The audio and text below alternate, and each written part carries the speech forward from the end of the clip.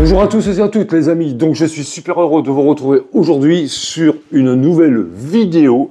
Donc titre de la vidéo, le langage des calibres pour débutants. Donc nous allons commencer dans la foulée de suite après ça. Merci à vous tous d'être sur la chaîne AR15 Nation Tacticale, donc votre chaîne. Merci à tous ceux qui soutiennent la chaîne.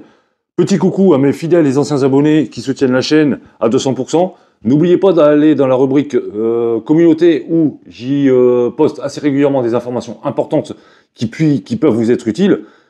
Vous avez aussi deux options de souscription pour un abonnement pour avoir du coaching personnel sur vos différents problèmes ou si vous avez des questions particulières à poser que je ne peux pas forcément développer sur la chaîne. Donc n'hésitez surtout pas à y aller, n'hésitez pas à me contacter. Conversez entre vous au niveau de la rubrique communauté aussi. Vous avez tout ce qui est commentaires aussi. N'hésitez pas. La chaîne est faite pour avoir un dialogue et c'est une chaîne à la fois ludique de façon à ce que tout le monde peut s'exprimer dans le respect d'autrui, bien évidemment, et avec les règles qui sont sur la chaîne, notamment du règlement que je vous invite à aller voir pour les nouveaux abonnés. Alors, nouvelle vidéo aujourd'hui sur un sujet relativement important pour les débutants. Alors, les calibres. Qu'est-ce que c'est exactement? Il y a un langage spécifique qui peut paraître parfois draconien, ou c'est mal compris, ou vous avez certainement des questions à vous poser, et c'est quand même un sujet qui est relativement important, puisque ça fait partie bien évidemment de l'armement, et c'est quelque chose d'assez sensible dans le sens où chaque calibre a une particularité et une fonction bien différente par rapport à d'autres calibres, etc., etc., par rapport à une arme à feu, pour son utilité, son usage, que ce soit pour de la défense, pour du combat, donc une arme de guerre, ou une arme de chasse. Alors, ça, ce sont les trois critères globaux hein, pour ce qu'on appelle des calibres. Donc, alors, on va commencer par tout ce qui est calibre, dénomination. Donc, vous avez plusieurs dénominations. Donc, j'ai pris des petites notes, puisque je ne voudrais pas vous induire en erreur. Puisque parfois il peut m'arriver de dire des erreurs involontairement parce que ma langue à fourche, donc c'est parce qu'en fait comme j'ai tout en tête, des fois ça m'arrive de me tromper, donc voilà. Donc j'ai pris des notes cette fois-ci, beaucoup plus importantes parce qu'on va rentrer un petit peu dans les détails. Donc c'est une vidéo globale pour bien vous expliquer, pour que vous puissiez bien comprendre le langage des calibres. Il y a le langage des armes, bon, et le langage des calibres. Alors, on va parler d'un calibre. C'est-à-dire, c'est quoi un calibre? Alors, c'est quoi exactement? Alors, un calibre, par exemple, ici, nous avons un 8 mm level. Donc, on va parler de calibre sur ce qui concerne l'ogive. C'est le diamètre de l'ogive, que vous voyez donc ici. L'ogive, c'est cette partie-là, qui forme une munition. Donc, ça, c'est ce qu'on appelle une munition. Donc, vous avez l'ogive, l'étui, l'amorce qui est derrière. Donc, ça, c'est une munition à percussion centrale. Et la poudre. Donc, une munition se compose de 4 parties. Ogive, étui, poudre, amorce. Donc, déjà, là, comme ça, les choses sont claires. Alors, vous avez des dénominations anglo-saxonnes. Alors là, voilà pourquoi je tenais absolument à faire cette vidéo. Alors, vous avez ce qu'on appelle des mesures en pouces. Alors, en Europe, les calibres sont le plus souvent exprimés en millimètres. Donc ça, c'est pour ce qui nous concerne, nous, en France hein, et en Europe. Pour les armes conventionnelles. Alors, les anglo-saxons mesurent les calibres en centièmes de millième de pouce. Alors, retenez bien, en centièmes de millième de pouce. Ça veut dire quoi? Ça veut dire que 1 in est égal à 25,4 mm. Donc, il n'est pas rare de se retrouver avec des munitions. On va prendre l'exemple d'un calibre 30. Donc 30 in, ce sera du 7,62. Quand on parle d'un calibre 30 américain, par exemple, on parle d'un calibre 7,62. Alors, vous avez, pour les calibres les plus courants. Alors là, j'ai toute la liste devant moi, enfin toute la liste, une grosse liste de calibres. Vous avez un panel de munitions que je vais vous expliquer au fur et à mesure. Donc, soyez relativement attentifs. Alors, on va commencer par tous les calibres les plus courants à l'heure d'aujourd'hui sur tout ce qui est, on va dire, standard, pour faire simple. Alors, on va prendre le 7,62. Donc, dénomination en pouces, calibre 30. Donc, ça, c'est de l'anglo-saxon. Par exemple, on va parler d'un 7,62 autant, 300 Winchester Magnum. Donc là, vous retrouvez le 3, le 0, donc 300 Winchester Magnum, le 30 Russian, 300 Winchester et le 30 06 Spearfield. Le 30 06 Spearfield, donc il y en a une ici. Le 30 06 Spearfield, ça correspond à quoi? Ça correspond à cette munition. Donc, c'est ce qu'il y avait notamment dans les Spearfield 1903, dans les Garand, dans les mitrailleuses Browning 30, etc., etc. On parle d'un calibre 7,62. Alors, petite explication. Le 7,62, donc calibre 30, 30-06, c'est le diamètre de l'ogive, d'accord, comme je vous l'ai expliqué tout à l'heure, avec une longueur d'étui différente suivant le calibre. Quand on parlera de calibre, alors normalement, le calibre, comme je viens de vous l'expliquer, c'est le diamètre de l'ogive, mais ça englobe à la fois le diamètre de l'ogive et la longueur de l'étui. Donc, par exemple, si on prend un calibre 50, ici, on va parler d'un calibre 12,7. Donc, dénomination en pouces, calibre 50. Dénomination en termes européens, calibre 50. Ce qui nous donne un calibre de 12,7 par une longueur d'étui de 99 mm. C'est une munition autant. Alors, explication. Calibre 50, calibre 12,7. 12,7, diamètre de l'ogive. Longueur de l'étui, donc cette partie-ci, longueur de l'étui, 99 mm. Avec une certaine charge de poudre donnée. Le tout, je le répète encore, donc c'est-à-dire l'ensemble complet, monté, rechargé, donc manufacturé, ou rechargé par une tierce personne habilitée pour, ça nous donnera une munition. On parlera de munition quand elle est comme ça, c'est-à-dire complète. Alors, vous avez d'autres calibres dans le même genre. Par exemple, on va prendre le 7 mm. Donc, un calibre 7 mm, donc le diamètre de l'ogive. Donc, un 7 mm, c'est un 284 en pouces. Alors, un exemple, le 7,57 Mauser. Donc, 7 mm de diamètre au niveau de l'ogive avec une longueur d'étui de 57 mm. 7,64, ça c'est très courant, ça va parler à beaucoup de gens. Ça, c'est un calibre de chasse. C'est du 7 mm avec une longueur d'étui de 64. C'est un très très bon calibre, au passage, c'est assez tendu, c'est pas mal. Moi j'aime bien, c'est un calibre que j'aime bien. D'ailleurs, j'ai commencé avec une Zastava en carabine de grande chasse à l'époque pour faire du tir et j'en étais très très très très très content. Maintenant, on va essayer de passer sur des calibres un petit peu plus courants et beaucoup plus petits. Donc on va parler du 5,56, ici devant vous. Ça c'est du 223 Remington. Je ne vais pas faire le cours sur le 223 et le 5,56, vous avez une vidéo qui a été dédiée à ça, notamment quand j'ai parlé du Schmeiser. Je vous invite à aller la voir, c'est expliqué. Il y a une différence entre le 223 et le 5,56. Notoire. C'est pas moi qui le dis, enfin moi je le dis, mais il y a des spécialistes dans le domaine qui ont une expérience balistique professionnelle, je dis bien professionnelle, qui l'explique. Donc là, nous avons un 5,56 223 Remington. Donc, ça nous donne quoi, en fait? Alors, c'est un calibre donc, de guerre, donc un calibre autant. Quand on parle de calibre, on parle du diamètre de l'ogive. Donc, vous avez en dénomination en pouces 22 223. Donc, ça, c'est en pouces pour la dénomination anglo-saxonne. Donc, 5,56, 223 Remington, 224 aussi, etc., etc., etc.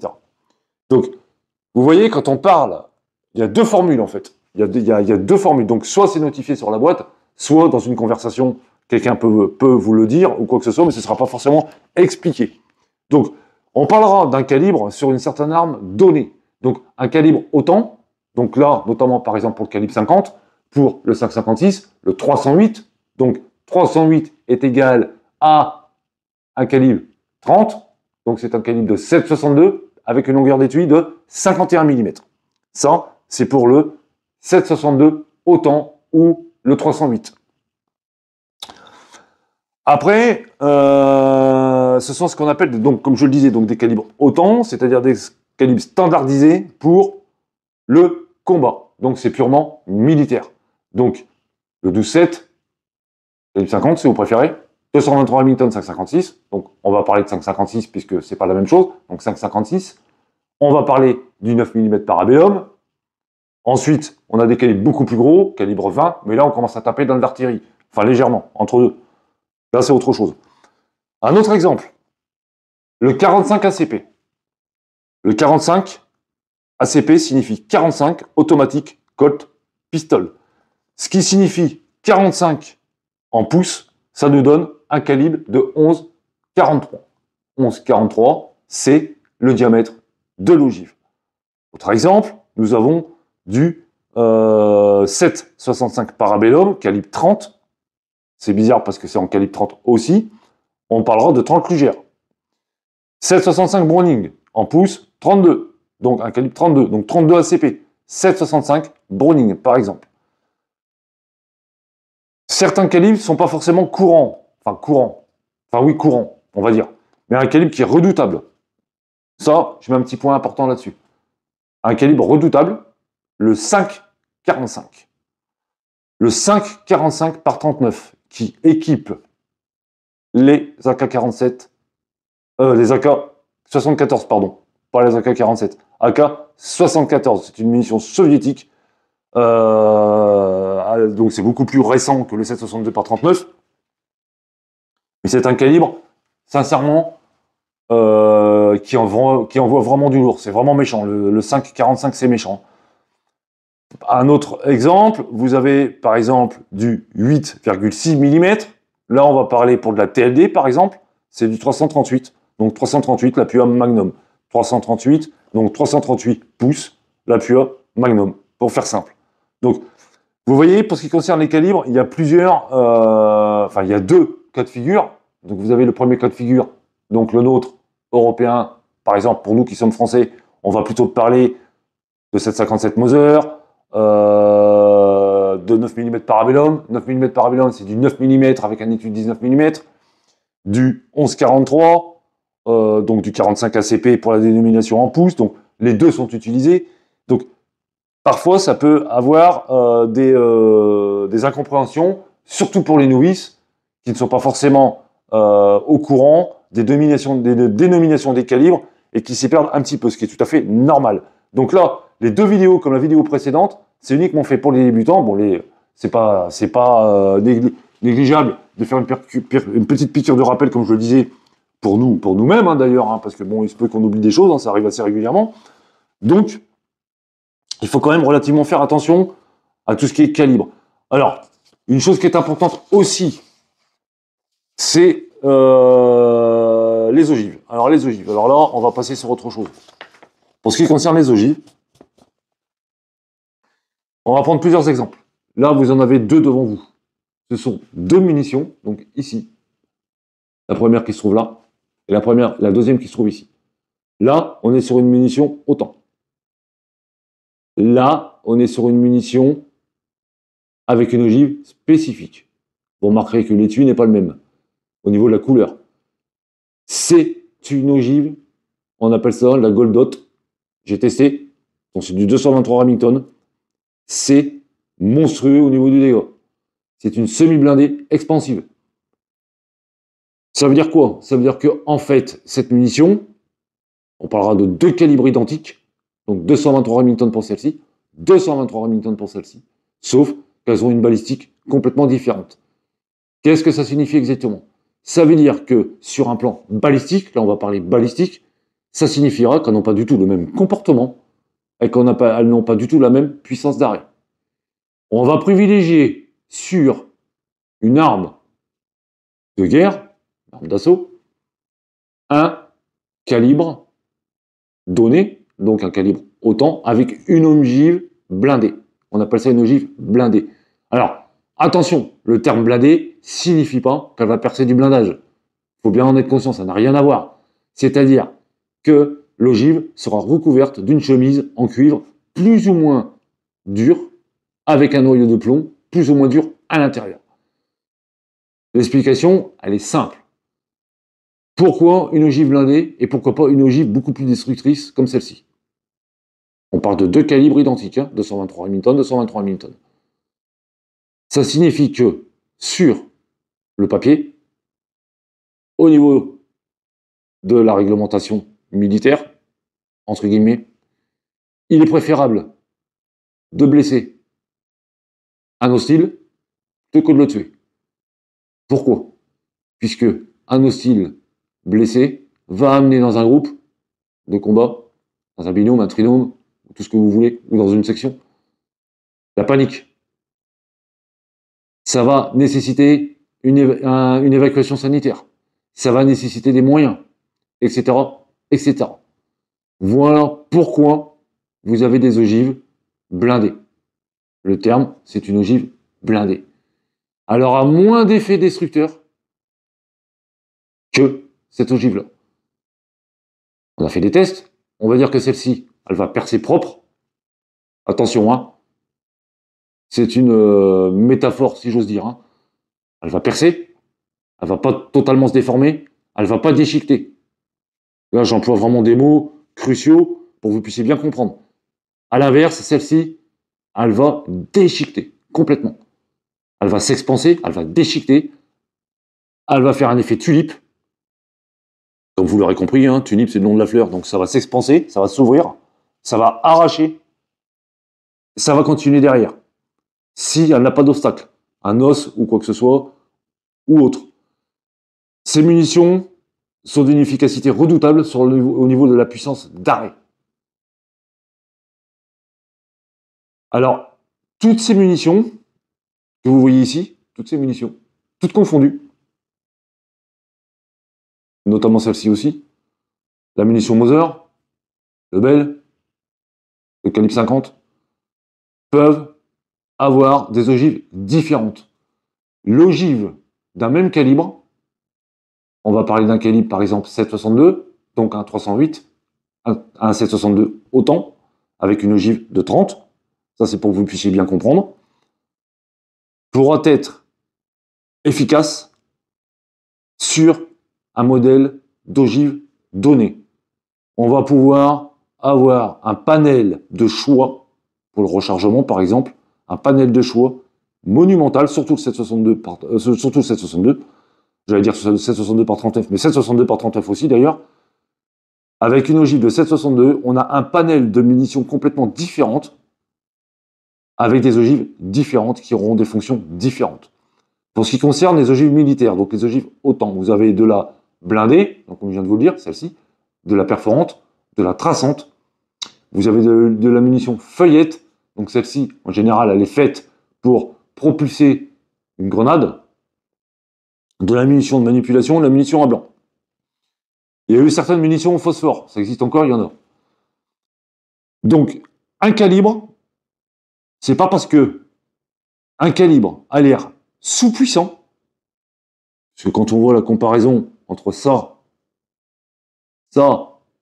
ou ça, psychologiquement parlant, à la vue, on va se dire, plus il est haut, mieux c'est, mais c'est pas forcément vrai.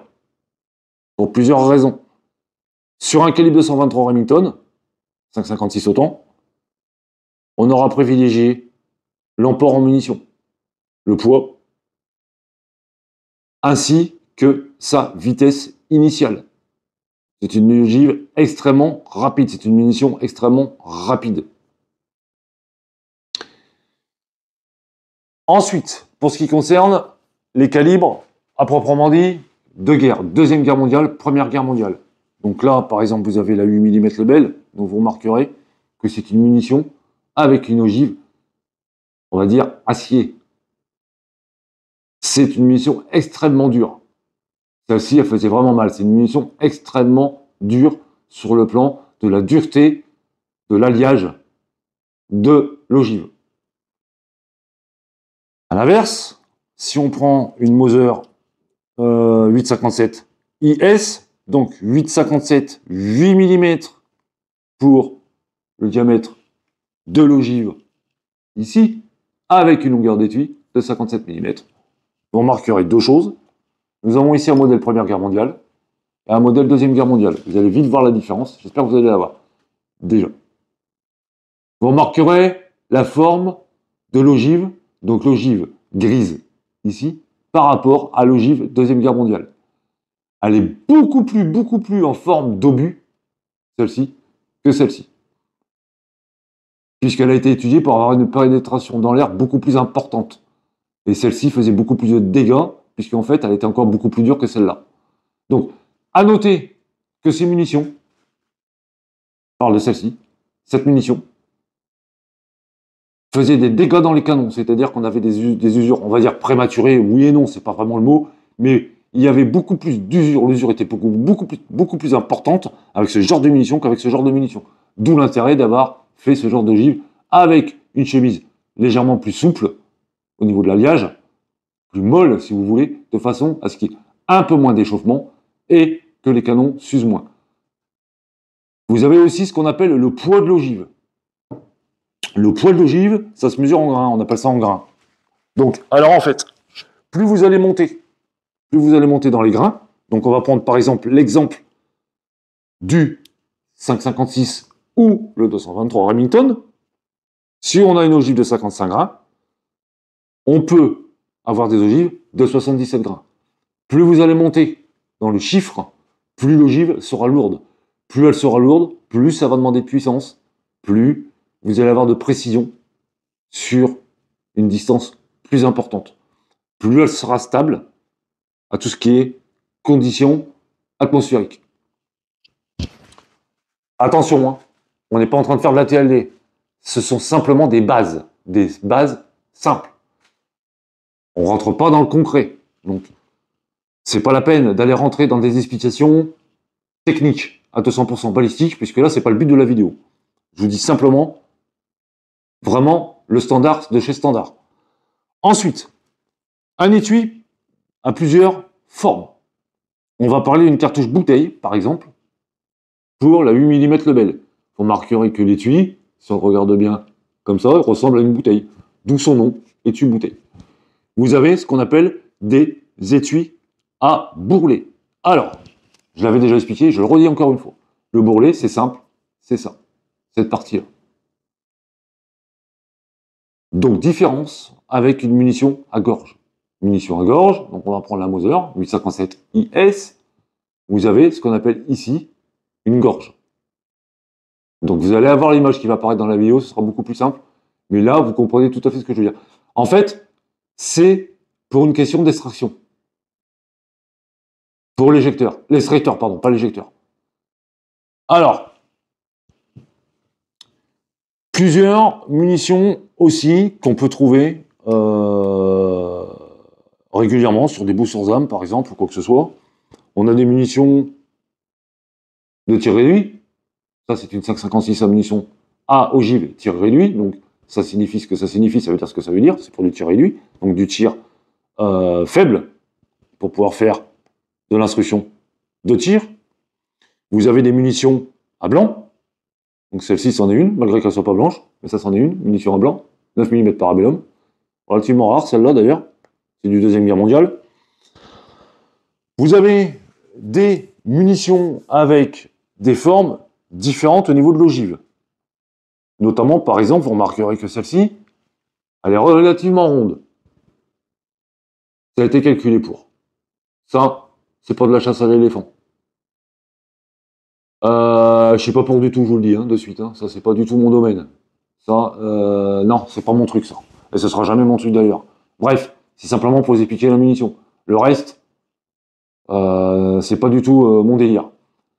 Alors là, vous remarquerez une chose, c'est ce qu'on appelle un bourrelet. Donc, on va parler de bourrelet ici, à ce niveau-là, puisqu'en fait, c'est un renfort au niveau de l'étui pour supporter la pression de la poudre, tellement elle est surdosée. Donc là, on va parler d'une munition Magnum. Donc, sur les munitions Magnum, en général, hein, assez régulièrement et assez souvent, on va parler de munitions Magnum, rien qu'en voyant cette partie-là, donc le renfort qui se trouve au niveau du cul de l'étui. C'est ce qu'on appelle un renfort sur des munitions ayant une pression vachement importante. Alors les amis, je vais revenir sur quelque chose que j'avais déjà dit dans une autre vidéo, mais je vais le redire avec un peu plus de détails. Ici, vous avez des munitions Deuxième Guerre mondiale. Du 8 mm Lebel, du 8,57 IS. Ça, c'est un étui 303 British. J'en ai pas sorti, mais j'aurais dû en sortir, mais je ne l'ai pas sorti. Ce sont des munitions Première, Deuxième Guerre mondiale. Sur cette partie-là. Ici, vous avez de la munition, on va dire, standard, moderne. Grosse différence. Alors, on va mettre la baguette au milieu, et vous allez vite comprendre. Nous avons affaire à des poudres modernes, ici. Donc des poudres non corrosives, des poudres parfaitement stables, des poudres qui ont été étudiées avec une certaine technologie de façon à ce qu'il n'y ait pas de surpression, qu'il n'y ait pas de défaut de mise à feu, et qui puissent être stables suivant l'environnement, et qui ne puissent pas nuire à la précision du canon sur le plan, on va dire, de la chauffe et de la brûlure du canon, et de la corrosion surtout. C'est ce qu'on appelle des poudres anticorrosives, enfin non corrosives, pardon. Aussi bien que l'amorce. Alors attention à une chose, les amorces, les munitions de surplus, les munitions de Deuxième Guerre mondiale, les munitions de Première Guerre mondiale, ce sont des amorces hyper corrosives. D'ailleurs, pour exemple, quand vous regardez dans un canon Deuxième Guerre mondiale, Première Guerre mondiale, peu importe l'arme, qu'elle soit allemande, américaine, française, on s'en fout, vous allez avoir ce qu'on appelle, sur les parois internes du canon, donc entre chaque rainure, ou sur les rainures aussi, mais c'est moins visible sur les rainures, enfin si, ça dépend de l'usure du canon, vous allez avoir ce qu'on appelle un effet peau d'orange. Ça, c'est tout à fait normal. C'est dû à la poudre de l'époque, qui esquintait énormément les canons, ce qui nécessitait un nettoyage régulier, ce qui n'était pas possible évidemment sur le terrain. Donc d'ailleurs, c'est pour ça qu'on a des canons qui sont relativement piqués pour certaines armes, suivant comment elles ont été utilisées, suivant comment elles ont été stockées. Deuxième chose, très importante, ces munitions, ici, Deuxième Guerre mondiale, donc là, on passe sur des munitions anciennes, ne les tirez pas. Ne les tirez pas. Pour plusieurs raisons. 1. Elles ont un nombre d'années relativement important. La poudre n'est pas forcément stable. Vous pouvez tomber sur un long feu. Alors là, vous allez me dire, qu'est-ce que c'est? Qu'est-ce qu'il raconte? Un long feu. Qu'est-ce que c'est? En fait, vous allez avoir la munition qui sera chambrée. Vous allez faire l'action sur la queue de détente. Le percuteur va percuter l'amorce. La mise à feu ne se fera pas. Mais, ça va se faire par une combustion lente.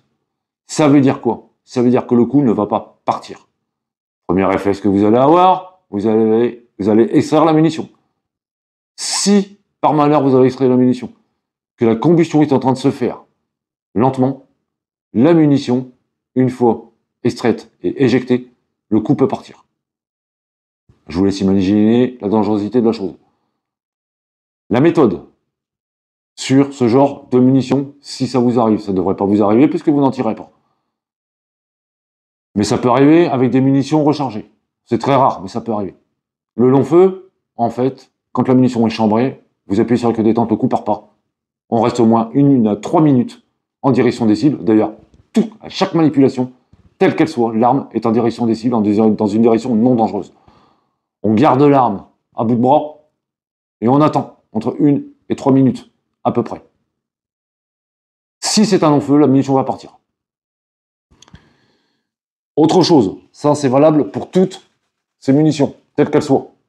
Peu importe la munition. Le mot tir chauffé, ça signifie quoi? En fait, c'est ce qu'on appelle du tir intensif. Donc sur une munition, par exemple, un point du 5,56, c'est relativement rare aussi, je tiens à le préciser. Mais c'est à souligner. C'est un mot qui peut être employé, que vous pouvez entendre. Un tir chauffé, c'est quoi? C'est-à-dire que comme il y a une surchauffe au niveau de l'arme, avec un tir intensif, la chambre est vraiment hyper chaude, voire bouillante. La munition qui sera engagée derrière, automatiquement au contact de la chambre, avec la chaleur sera tellement importante que la munition va partir toute seule. Vous n'aurez même pas percuté. Donc là, gros danger. Premier danger, un tir en rafale, donc un tir en automatique, non contrôlé. Donc là, si vous avez mis un chargeur de 30 ou de 32, vous avez les 32 bastos qui partent. C'est pour vous dire. Donc, ça, c'est quelque chose à savoir. Donc, deux termes importants, un long feu tir chauffé. Alors, une munition qui ne percute pas.